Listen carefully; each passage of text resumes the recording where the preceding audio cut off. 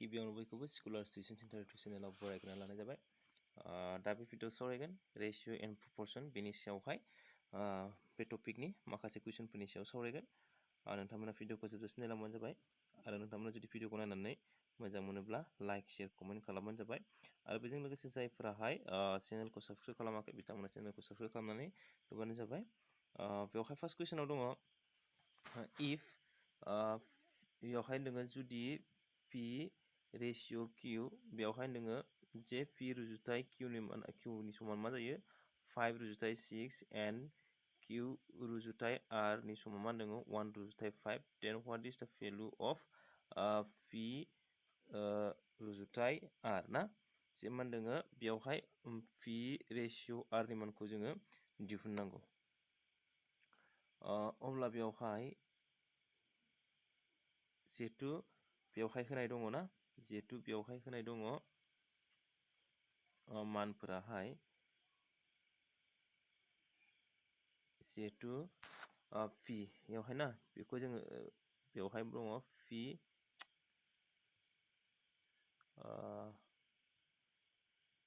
P ratio Q ratio R बेबायदि लिरदों ना बेवहाय पियाहाय मा दङ 5 पिखौहाय 5 लादो रेशियो किउहाय मा दङ 6 आरो किउ मोनसेयावहाय 1 याव मा दङ सरि इयाव कुइसनावहाय मिस्टेक 1 जानो नाङा बेयो 2 जागोन बेयो 2 रेशियो मा जागोन बेवहाय 5 दाना मा खालामदो ओरैजाय ओरै 6 खौहाय आरथिं लांदो ना दाना 2 खौ जोङो ओरैजाय 5 के लाबोदो दाना जों सानजाबदो 5 जों 2 जों बेसेबां जागोन बेयो 10 2 जों 6 जों मा जागोन बेयो 12 बेवहाय रुजुथाय ना 5 जों 6 जों 30 दाना मानिखौ दिहुननांगौ पि आर निखौसो दिहुननांगौ जों पि आर निखौल' होमबा पि निया नै बियो 10 आरो आर निया 30 होमबा 10 रेशियो 30 होमबा 0 जों 0 दानदो मा थागोन 1 रुजुथाय 3 होमबा मा जागोन अप्शन नाम्बार ए 1 रुजुथाय 3 हाय ना आरो नङाब्ला जों ओरैबो बानायनो हायो जोङो बेखौहाय मा लिरनो हायो जोङो बेखौहाय ना पि बाय किउ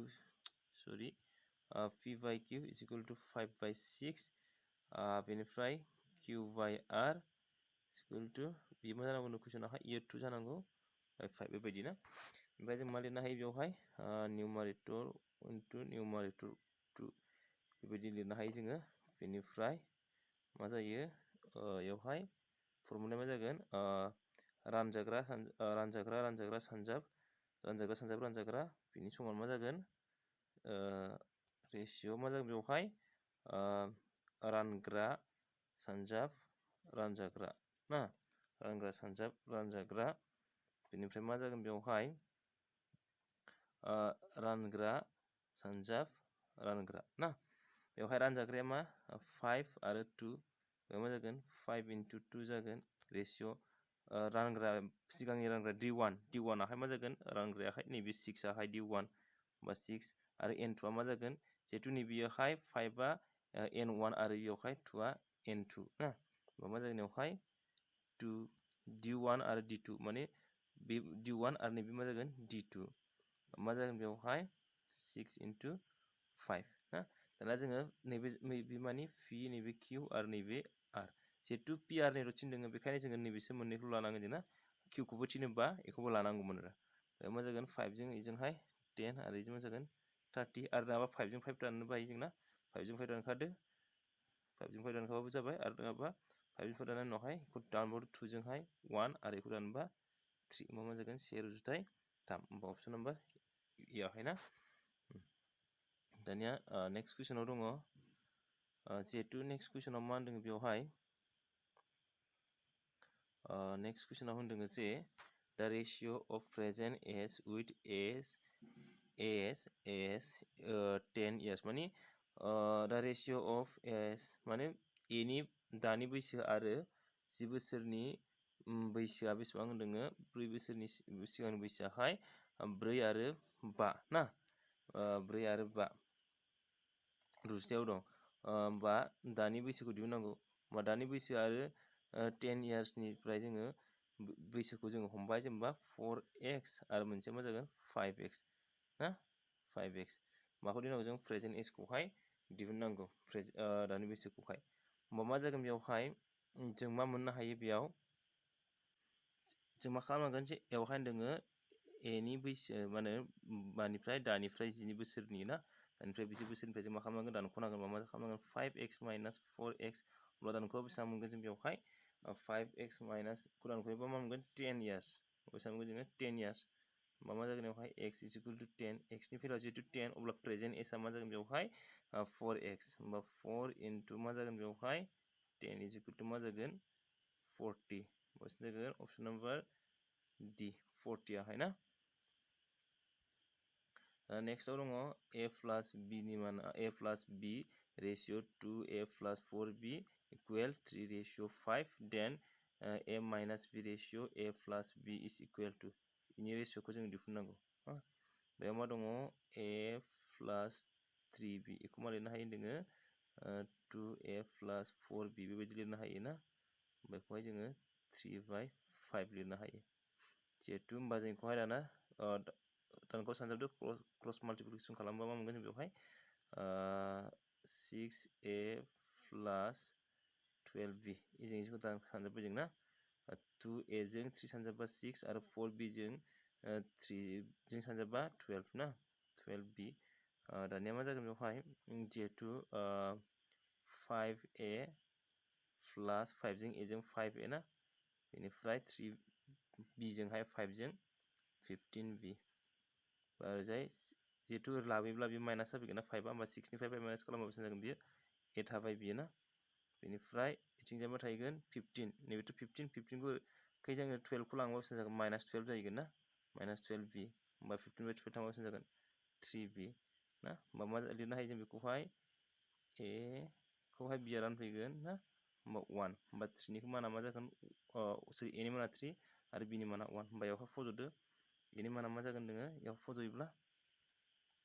दाना बेवहाय मानखौ फज'दो ना जिहेतु जों दायो मोनबाय बेवहाय a नि मानखौ 3 लादो b नि मानाहाय 1 ना रेशियो दाना मा जागोन a नि मानाथ' 3 आरो b नि माना 1 होमबा 2 रेशियो मा जागोन बेवहाय 4 ना 3 रेशियो 4 जाबाय अब्ला मा जागोन बेवहाय बेखौ दानदो होमबा 2 जों 2 खौ रानबा 1 आरो 2 जों जिहेतु 2 जों जोङो माखौ रानगोन 4 खौ 2 जों 4 खौ रानोबा मा मोनगोन जोङो 2 होमबा 1 रुजुथाय 2 अपसन नम्बर D आहाय कारेक्ट एन्सार आहाय नेक्स्ट दा number are in the ratio 9:7 and the difference between this number two numbers is 6000 what is the sum of the two numbers सेमोननि माखौ दिहुननांगौ जोङो जिहेतु दाजाब गासैखौ दिहुननांगौ जोंना बेयावहाय मोननै अनजिमानि रुजुथाया बेसेबां होनना बुंदों मोननै अनजिमानि रुजुथाया 9 आरो मायाव दङ 7 अनजिमा मोननाया 9x आरो 7x जाबाय बेना बेनिफ्राय बिसोरनि डिफारेन्स होनना बुंदों 9x डिफारेन्स होननाय लोगो लोगो मा माइनास 7x बेसेबां मोनो दोङो 6000 ना होमबा बेयाव मा जागोन 2x = 6000 होमबा 2 जों इखौ रानबा बेसेबां मोनगोन जोङो 3000 होमबा x नि भेलुआ बेसेबां जाखो 3000 दाना बिसोर मोननैनि दाजाब गासै अनजिमा मोननै दाजाब गासैखौ दिहुननांसिगौ ना अनजिमा मोननैखौ दाजाबा मा जागोन बेवहाय 9x + 7x दाजाबा बेसेबां मोनगोन जों बेवहाय 9x जों 7x जों 16x मोनगोन जों ना दाजाबा बेसेबां मोनगोन 16x दाना x नि भेलुआ बेसेबां मोनगोन जोङो 3 x नि भेलुखौ 3000 ना x नि भेलुखौ जों 3000 मोनदों दाना होमबा मा जागोन 16 जों दाना मा सानजाबदो 3000 खौ सानजाबदो 3 जों 16 खौ सानजाबबा 48 लाथिख' मोनथाम नालाय लाथिख' मोनथाम होजोबबाय ना मा जागोन 48000 मा जागोन अपसन नम्बर ए आहाय दाना नेक्स्टआव दङ if ₹2690 is divided in the ratio 10-13-15 among a b c respectively what will be the share of a या बेसेबां मोनगोन आरो ना जे मा होनदोङो a b c आहाय मा होनदोङो 2690 खौहाय 10-13-15 बिदि रेशियोआवहाय रानो अब्ला a आहाय बेसेबां मोनो बेखौ दिहुननांगौ ना होमबा जों बेवहाय गासै बे रेशियोफोरखौ दाजाबना लाग्रोदो 10 + 13 + 15 दाजाबा बेसेबां जागोन 28 38 दाजाबा बेसेबां मोनगोन जोङो 38 होमबा बेसेबाङावहाय 30 मा जादों बियो 38 नियावहाय गासै 38 टा ना बे 38 टायावहाय मा मोनगोन बियो 10 लानांगौ ए निखौ दिहुननांगौ जों होमबा गासै बेसेबां टटेल 2698 बिनिनो बेसेबां दोङो 38 नि 10 खौहाय बियो मोनदों ना 38 नि 10 खौ मोनदों होमबा 38 जों एखौ जेब्ला रानगोन जोङो 71 मोनगोन 71 जों 10 जों जेब्ला सानजाबगोन ना 71 into 10 बेसेबां जागोन 710 होमबा मा जागोन अपसन नम्बर सि आहाय जागोन बिनि फिननायाहाय दानिया नेक्स्टआव दङ what must be added to each of the ratio 7:11 so as to make it equal to 3 ratio 4 जे जोङो 7:11 जों मा दाजाबोब्ला जोङो 3:4 नि समान मोनगोन बेवहाय ना होमबा मा खालामनांगौ 7 जों मा दाजाबनांगोन जोङो हमबाय x दाजाबबाय जोंना 11 जों जोङो x दाजाबबाय अब्ला मा मोनगोन जोङो 3/4 मोनगोन दाना बेखौबो ओरैबायदि क्रस माल्टिप्लिकेसन खालामदो क्रस माल्टिप्लिकेसन खालामबा मा जागोन बेवहाय गोजौजों गाहायजों सानजाबा बेवहाय 28 4 जों 7 28 प्लस x जों 4 जों मा जागोन 4x इक्वल 3 जों 11 जों 33 ना 3 जों x जों 3x दानिया जेब्ला जोङो 3x खौ लाबोगोन माइनास जाफैगोन ना 3x मा जागोन बेवहाय 4x minus 3x जागोन अब्ला मा जागोन बेवहाय x 4 निफ्राय 3 थांबा मा जागोन x थाफैबाय ना 4 और x निफ्राय 3x माइनास खालामबा इक्वल 20 दा ओरैजाय माइनास जासिगोन होमबा 28 माइनास खालामदो 33 निफ्राय होमबा 13 निफ्राय मा जागोन बे 5 ना जागोन हाय मा जागोन 5 होमबा मा जागोन x नि मानाहाय मा जागोन 5 होमबा जोङो बेवहाय 7 जों 5 11 जों 5 दाजाबबानो जोङो 3/4 मोनहैगोन जों ना मा जागोन अपसन नम्बर डि आहाय दाना नेक्स्ट दङ two natural numbers are in the ratio 3:5 and their product is 2160 the similar of the number is बेवहाय मा दोङो मोननै अनजिमानि मोननै मिथिंगायारि अनजिमानि जिनाखि रुजुथाय बियो 3 रुजुथाय 5 आव दङ आरो बिसोरनि सानजाबगासेया 2160 जायो अब्ला जोङो फिसासिन अनजिमाखौ दिहुननांगौ फिसासिन अनजिमा बेवहाय मा दङ हमबाय जों अनजिमा मोननैखौ 3x आरो 5x ना बेवहाय मा हमबाय जोङो 3x आरो मा हमबाय 5x हमबाय जों ना अनजिमा मोननैखौ बिसोर मोननैनि सानजाबगासेया मा जायो दोङो 3x into 5x बेसेबां जायो 2160 जायो ना होमबा जेब्ला जों बेखौहाय जोङो x स्क्वायर लाबाय जों ना x जों x सानजाबा x स्क्वायर 3 जों बेखौहाय ओरैजाय मा जाहैगोन बे 15 जाहैबाय बेना 3 सानजाबा 15 होमबा 2160 जों बेखौ रानबा जों बेसेबां मोनगोन 144 मोनगोन 15 बेखौ रानबा होमबा 144 नि बर्ग रोदाखौ दिहुननांसिगोन जोङो मा जागोन स्क्वायरखौहाय जिहेतु स्क्वायर दं इयो मा जागोन रुट जाहैगोन बेना 144 नि बर्ग रोदाया मा जागोन 12 होमबा x नि माना मा जागोन बेवहाय 12 x नि मानासो 12 एन्सारा बेवहाय जुदि x नि मानखौ मोननाय लोगो लोगोनो बेवहाय 12 फोरोंनांगौ ना बेवहाय 12 नङा जे बेवहाय मा दोङो x नि भेलुआहाय 12 नाथाय फिसासिन अनजिमाया मा 3x होमबा जोङो 12 जों मा सानजाबनांगोन जोङो 3 अब्ला बेसेबां मोनगोन जोङो 36 माया जागोन अपसन नम्बर ए आहाय जे माब्लाबा मा खालामफ्लाङो जोङो आथुरावहाय बेखौहाय दिहुनखांनायनि उनावहाय जेब्ला अपसनाव नुयो बेखौनो होफ्लाङो जों ना बेखायनो एसे नायनांगौ बेवहाय कुइसनफोरखौहाय नेक्स्टआवहाय नायदो व्हाट इज द रेशियो अफ 8 फैसा एक्चुअली 8 नङा दे बे 80 जानांगोन बेयो मा जानांगौ 80 80 फैसा आरो 5 रांनि मा खालामनांगौ रुजुथाय दिहुननांगौ ना मा जागोन बेवहाय 80 मा जागोन 5 मा जायो 100 फैसाजों मा जायो 1 रां जायो बेना होमबा मा जागोन 5 सानजाब 100 जागोन बेवहाय लाथिख'जों लाथिख' दानदो बेखौहाय 2 जों दानोबा 4 बेखौहाय 10 खौ 2 जों रानोबा 5 ओरैजाय मा थाबाय 5 4 थाबाय ओरै ना 5 जों 5 सानजाबबा 25 होमबा 4 रुजुथाय 25 होमबा 4 रुजुथाय 25 मा जागोन अपसन नम्बर बि आहाय दानिया नेक्स्टआव मा दङ नेक्स्टआव दङ the monthly salary of A, B, C are in the ratio 2:3:5 if C's monthly salary is 1200 more than that of A, then B's annual salary is जिहेतु मा दोङो A, B, C नि जिनाखि दानसेनि बेथन ना बेहाय मा दोङो 2 रुजुथाय 3 रुजुथाय 5 बेबायदि जायो बेनिफ्राय मा दोङो जुदि C नि दानफ्रोमनिबो जिनाखि बेथन बियो ए निख्रुइ बेसेबां बांसिन होननानै बुंदोङो 1200 बांसिन अब्ला बि नि बोसोरसेनि बेथनखौ दिहुननांगौ ना बा बि नि बोसोरसेनि दरमाहाया जागोन बेथना जागोन बेवहाय बेसेबां जागोन जिहेतु बेवहाय मा होनदोङो रुजुथायाव दङ होमबा जागोन ए नियाहाय मा जागोन ए निया 2x बि निया मा जागोन 3x आरो सि निया मा जागोन 5x जिहेतु इसिबां बांसिन होननानै बुंदों बांसिन ना होमबा जों मा खालामनांगोन बेसेबां बांसिन 1200 बांसिन होमबा जोङो नैबेनि सि नि दरमाहानिफ्राय बि नि ए नि दरमाहाखौ दानख'योबा बेसेबां मोनगोन जोङो 1200 मोननांगोन जों ना 1200 मोनो माने बांसिन नालाय मा जागोन बेवहाय 5x माइनास 2x इजिकुल टु मा जागोन 1200 बैयावहाय 3x इजिकुल टु 1200 बेखौहाय जों रानोबा मा जागोन 400 जिहेतु जोङो x नि भेल्युखौ 400 मोनबाय दाना जों माखौ दिहुननांगौ b निखौ जोङो दिहुननांगौ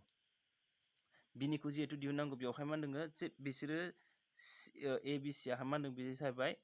दानसेनिसो हा जों बेवहाय बोसोरसेनि दिहुननांगौ बोसोरसेया बेसेबां थायो 12 दान होमबा 12 दानखौ दिहुननांगौबा मा खालामनांगोन बेवहाय मा दङ नैबे b नि होमबा b नियाहाय मा जाना दं बेवहाय 3x जाना दं होमबा 3 इनटु मा जागोन बियो 400 बे जाबाय दानसेनि दाना मा सानजाबनांगोन जोङो 12 सानजाबनांगोन मानो होनबा जोंखौ बेवहाय एनुवेल होनना बुङो बेवहाय बोसोरसेयारि होनदों बे ना बा बेबायदि खालामनांगोन आरो बेखौहाय अब्ला मा जागोन बियो सानजाबोब्ला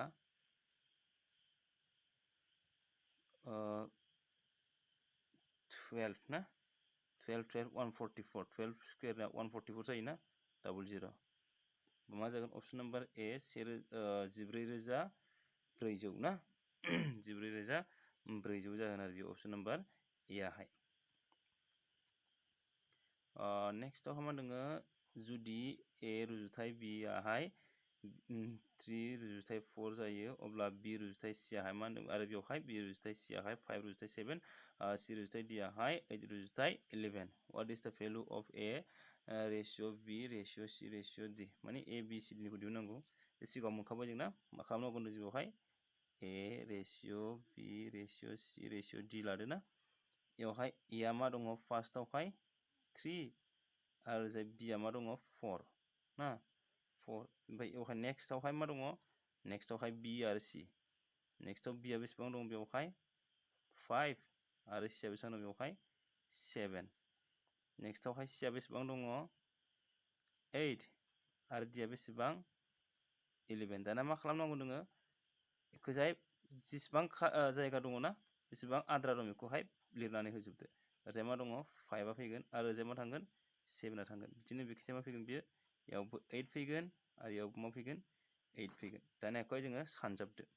बा सानजाबा बेसेबां मोनगोन जोङो ए निखौ सानजाबबाय ए नियावहाय 3 इनटु 5 इनटु 8 मोनगोन ना बे जाबाय ए नि आरो बि निखौ मा मोनगोन जोङो 4 इनटु 5 इनटु 8 मोनबाय दाना सि निया मा जागोन 4 इनटु 7 इनटु 8 7 इनटु 8 दानिया डि निखौ मा मोनबाय जोङो 4 इनटु सरि नैबे एसे गोरोन्थि जाबाय दे इयो 4 नङा ना मा जागोन बियो 7 माने जोङो आद्रा थानायखौसो बारायलांनांगोन जों ना बेवहाय 7 इनटु मा जागोन 11 दाना जों बेखौहाय मोनबाय जों ना दानिया लिरख'ना लाबाय नोंसोर ना बा स्क्रिनशट खालामना लादो दानिया मा मोनबाय जोङो बेवहाय जिहेतु गासिखौबो नाय माजों दाननो हायो जोङो 4 दानबाय बेखौ 4 दानबा मा जागोन बियो 2 जिहेतु जेखौबो दाननो हाला होमबा बेवहाय 6 जों 30 ना 30 जाबाय दानिया मा थाबाय 5 आरो 8 जाबाय बियो 40 बेनिफ्राय 7 मा थाबाय बेवहाय 7 इनटु 8 56 बेनिफ्राय थाबाय मा इयो 7 इनटु 11 77 बा 30 40 56 आरो 77 माखौ मोनबाय जोङो अपसन नम्बर डि खौहाय मोनगोन जों ना अपसन नम्बर डि आहाय कारेक्ट एन्साराहाय दाना नेक्स्टआव दङ द ratio of income of A and B is 3:4 and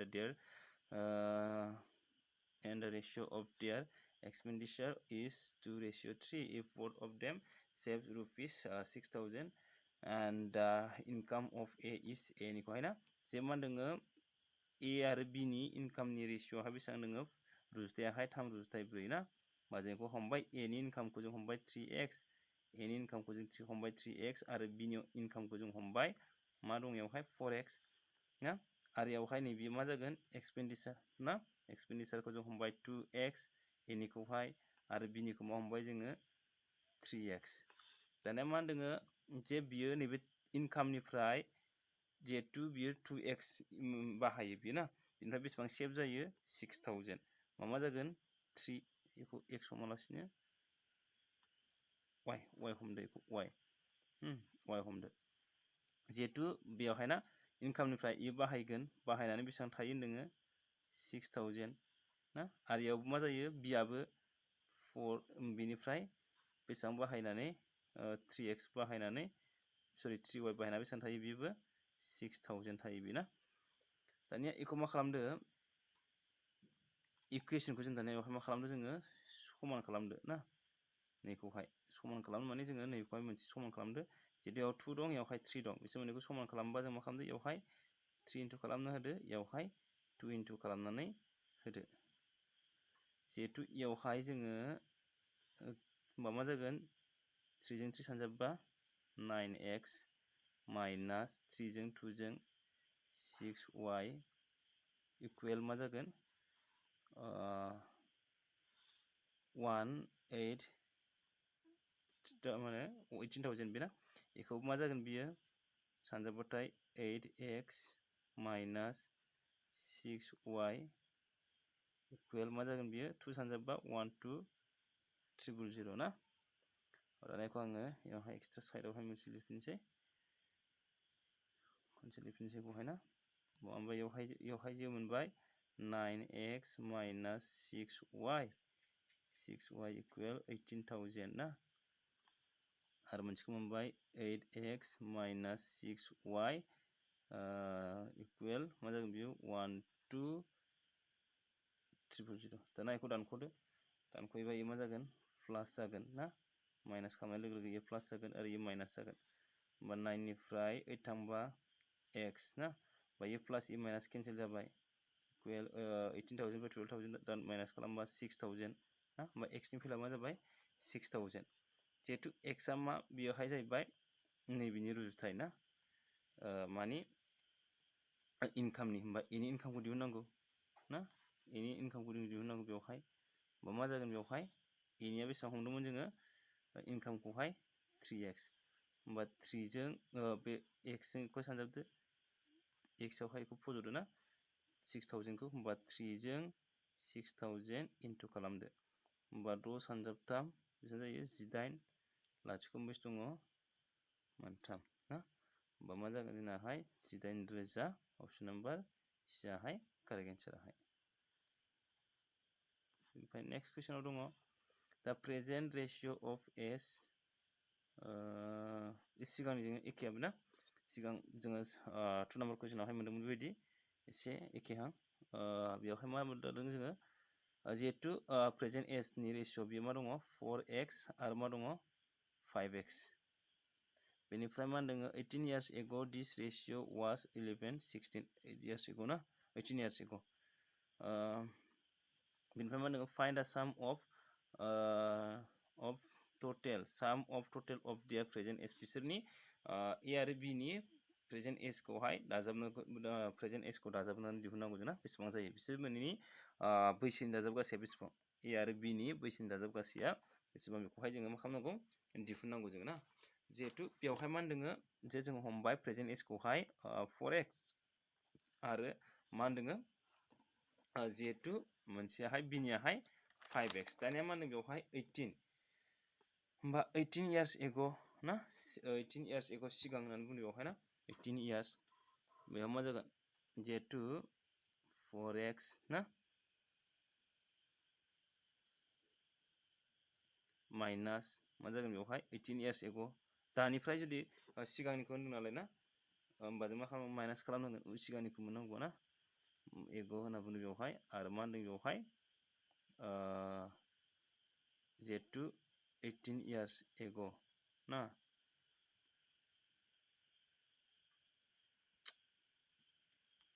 जिहेतु सिगांनि होनना बुङो ना मा खालामनांगोन सिगांनि बैसोखौ मा नांगौ माइनास अब्ला बिसोरनि रुजुथाया बेसेबां जायो 11/16 दाना बेखौबो क्रस माल्टिप्लिकेसन खालामदो ना जेब्ला जोङो क्रस माल्टिप्लिकेसन खालामगोन अब्ला बेसेबां मोनगोन जों बेवहाय ओरैजाय 16 48 ओरैजाय बानायबा 64x माइनास 16 जों 11 जों सरि 16 जों 18 जों 288 दानिया 5x जों 11 जों 55x 18 जों 11 जों बेसेबां जागोन बेवहाय माइनास ना माइनास जिहेतु 198 मोनबाय जों ना दानिया जोङो मा खालामदो बेवहाय लाबोब्ला माइनास जाफैगोन ना 64 निफ्राय 55 माइनास खालामबा बेसेबां जागोन बेयो 9x आरो एखे लांबा बेयो प्लास जायोबा मा जागोन 288 निफ्राय जों मा खालामनांगोन 198 माइनास खालामनांगोन मा बेसेबां जागोन बेवहाय 90 दानिया मा दङ प्रेजेन्ट एजखौ दिहुननो होगौ जुदि जों प्रेजेन्ट एजखौ दाजाबबा बेवहाय 4x प्लास 5x बेसेबां मोनो जोङो 9x ना मा बिसिनि दाजाब गासै बेसेबां 9x मा 9x बेसेबां जागोन बेवहाय 90 होमबा अप्शन नाम्बार ए आ जागोन आरो जुदि x खौ दिहुनबावबा बेसेबां मोनगोन जोङो 10 होमबा जोङो बेवहाय 4x आरो 5x दाजाबना बेसेबां मोनो 9x मोनो होमबा 9 जों जोङो 10 इन्टु खालामबा बेसेबां मोनगोन जोङो 90 आरो नङाबा जों दाजाबबा मोनथिखायो बेवहाय 9x होमबा थोंजोङै 9x नि माना 90 होमबा बेनो मा जागोन एन्साराहाय अप्शन नाम्बार ए आहाय ना स' दिनै भिडिअ बेखिनियानोसै जुदि नोंथांमोना भिडिअखौ नायना मोजां मोनदोंब्ला लाइक शेयार कमेन्ट खालामनो जाबाय गोजोन्थों।